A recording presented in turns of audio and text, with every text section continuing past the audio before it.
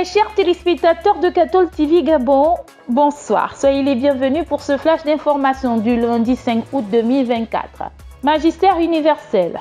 Dimanche 4 août 2024, le Saint-Père a, au cours de la prière de l'Angélus, focalisé son exhortation sur l'évangile du jour qui fait suite au précédent miracle des pains et des poissons.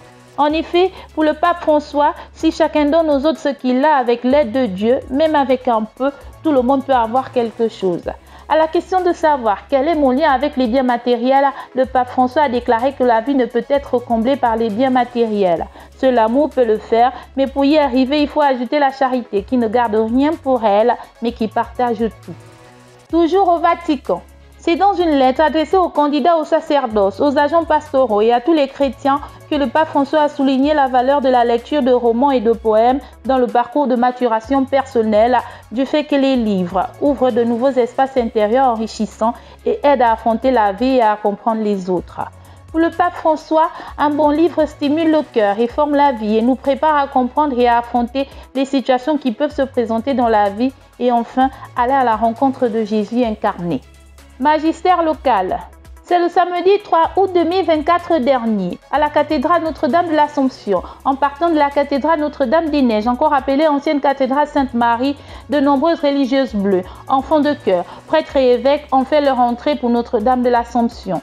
La célébration eucharistique a été présidée par son Excellence, Monseigneur Jean-Patrick Ibaba, archevêque métropolitain de Libreville et concélébrée par les évêques Monseigneur Séverin Djengi Manganza, évêque du vicariat apostolique de Makokou, Monseigneur Basile Vengon, archevêque émérite de Libreville, Monseigneur Gregos Piotr Bieleska, chargé d'affaires à l'annonciature apostolique du Gabon et avec la participation de nombreux prêtres.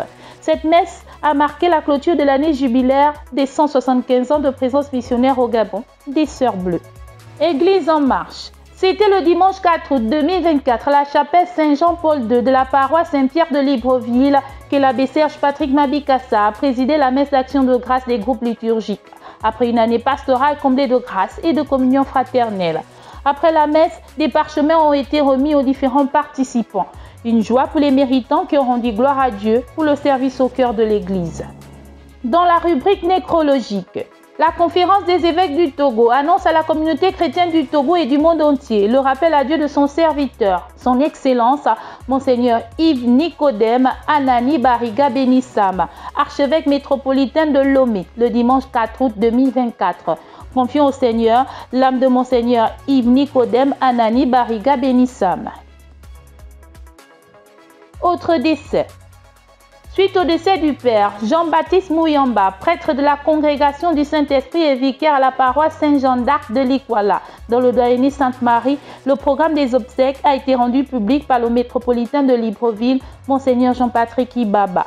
Ce vendredi 9 août 2024, sortie du corps pour une messe d'accueil à la paroisse Saint-Jean d'Arc, suivie de l'exposition du corps à la cathédrale Notre-Dame de l'Assomption pour la veillée. Le samedi 10 août 2024, la messe d'enterrement sera présidée à 9 h par l'archevêque métropolitain de Libreville, suivie de l'inhumation au Grand Séminaire International, Père Daniel Brotier.